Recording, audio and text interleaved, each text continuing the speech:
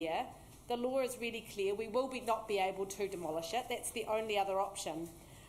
So I do just want to reassure members of the public who've got in touch with me that there has been rigorous scrutiny of the information presented. We aren't taking this decision lightly, and I certainly will be voting in favour of increasing the project budget for this piece of work. And like fellow councillors, I do this reluctantly, but cognizant of the reality facing us. Councillor Calvert. Thank you, and I'll be putting up some amendments. I can do those now. I'll speak. Thank you.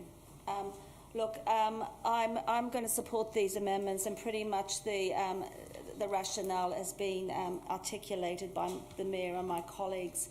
I'd like to just first thank the officers for the rigour in their investigations and their advice in this paper, which I know, as Councillor Fitzsimons said, we have scrutinised quite a much. Look, my recommendations aren't about changing any of the essence of the officers' recommendations, just about enhancing them. Amendment 8 is just about ensuring that what we're delegating to the Chief Executive is in the context of the rest of the recommendations. So just making sure that we've got the right scope around that. Recommendation 9 is about how we monitor going forward. I mean, we have a continuing role as governors and as city representatives, and I think it's important that we put in these recommendations a bit more around our ongoing monitoring process, because the money that we're talking about is very large. Recommendation 10 is about ensuring the decisions that are to be made in the future of how WCC will allocate its percentage usage of the town hall and its rooms.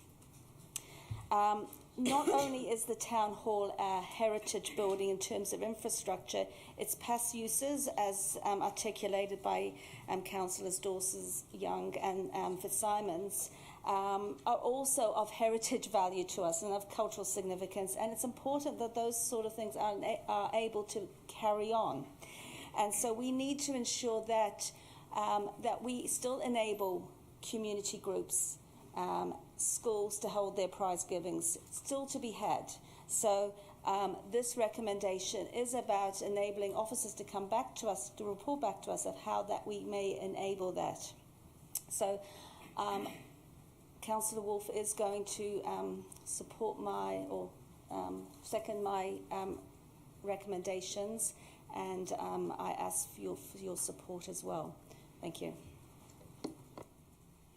Councillor Wolfe, you wish to speak? Councillor Foster. Thanks, Diane. I'm very happy to support these, except there's one thing there, and I've got to refer to one bit of the PE paper. So in the PE bit, we talk about the responsibility of the Finance, Audit and Risk Management Subcommittee, and that's where we generally take the project risk type things, and that then reports through to City Strategy. So I think if you could add Finance, Audit and Risk into that, that would be helpful, because then there'll be a report from Farm to City Strategy. Now clearly we cannot put, for example, things related to contingency and how that is going in a public quarterly report. So it's clearly got to be done in a slightly different fashion. So I think if you could add that, then I'm very happy with that. So you put quarterly and annual reporting to Finance, Audit and Risk Management, and thus, and then to City Strategy. So, because you know we have that report which is done in PE of projects which will go from Farm to City Strategy. Do you think we should just talk about relevant committees, because the committee structure That'll will do. change next year? Oh, yeah, that's fine. Yeah, that's fine. Yeah, yep. Okay. Yep, that'll do.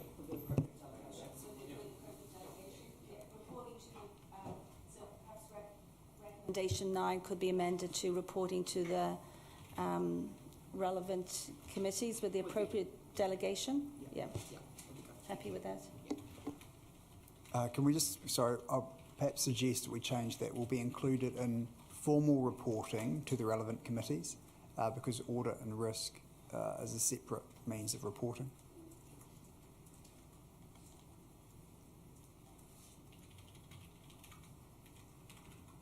And with the leave of the meeting, everyone's happy to accept that change. Thank you, Councillor Foster.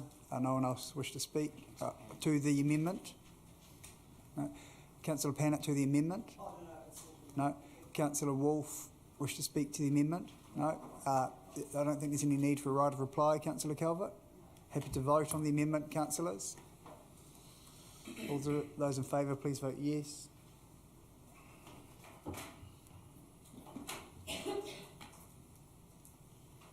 It's carried unanimously. And now back to the substantive, and on the speaking order, I have Councillor Kelby-Freeman. Thanks, Your Worship. Look, we build new civic amenities for the current generation and for the generations to follow. Maintaining, strengthening, upgrading, modernising existing civic amenities is no different. We have no choice with this one, as has already been said. This is a 100-year-old building with another 100 years' life in it, probably much more than some of the more modern buildings that we have been responsible for or have seen built around the city.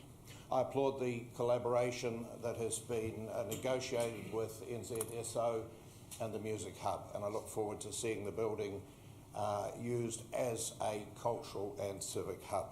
There are two issues I want to raise, relatively minor, but worth noting anyway. One is the report has no financial projections for the amount of time, which is the majority of time, that the auditorium won't be used by the NZSO, and I mentioned the other day that I believe officers should consult urgently with Reader and try and get some projections on that. This is a flat-floored auditorium. It is a multi-purpose venue. There will be an income stream there. How large it is unclear, but that will of course help to balance the books. The other one I would suggest that we need to take another look at, and it doesn't require an amendment, but I'm confident that the Chief Exec will deal with this, is the future of the Merrill Suite in there.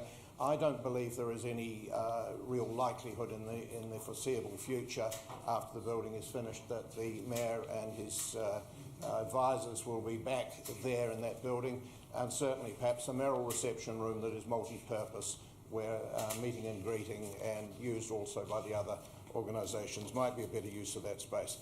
I was disturbed, but perhaps not distracted by Mr. Burrell.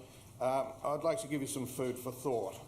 It's about 2,000 people will be attending conferences at this facility, concerts at this facility, and then there are the performers. NZTA puts the value of a human life at something like $4 million. A quick calculation shows that in a catastrophe, that's an $8 billion loss of humankind should that building fall in. Do we want to strengthen this building to 50% or 80%? I don't, when you look at those figures. And if we had a problem with that, we would need a new town hall, of course. Whether we would get one with the acoustics that we have is debatable. So I'll be voting somewhat reluctantly, as per my colleagues' comments, for this expenditure. We have no choice. Thank you. Councillor Free. Right, well, where do I start? I will also be voting for this, and I think a lot of the points that I would make have probably already been made, probably more effectively and succinctly than I could make them. But just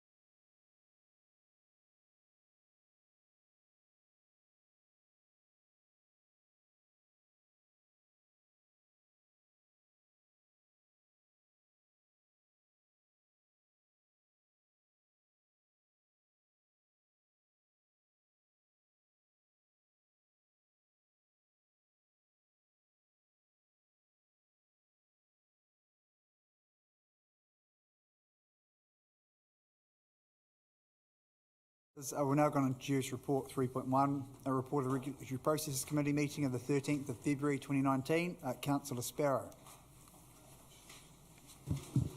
FDR. Yes. My brief moment in the spotlight. Right, this is a straightforward road stopping proposal relating to land adjoining 42 View Road, Houghton Bay. We're agreeing to public notification commencing. I move we accept officers' recommendations. Councillor Calfremi, happy to second. Anyone wish to speak? All those in favour, please vote.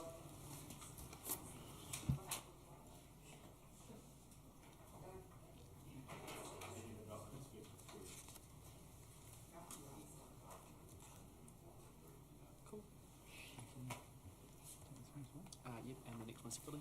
We'll take the next one separately. B.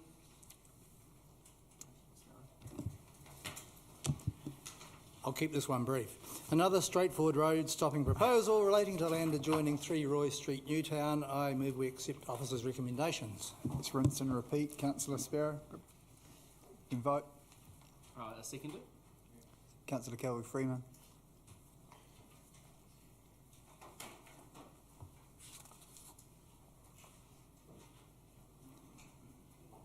Councillors Young, Foster, Kelly-Freeman.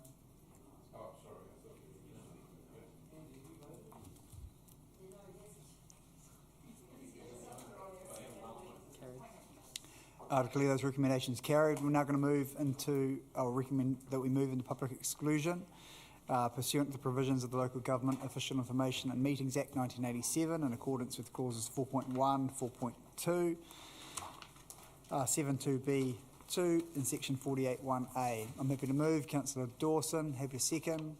Please vote.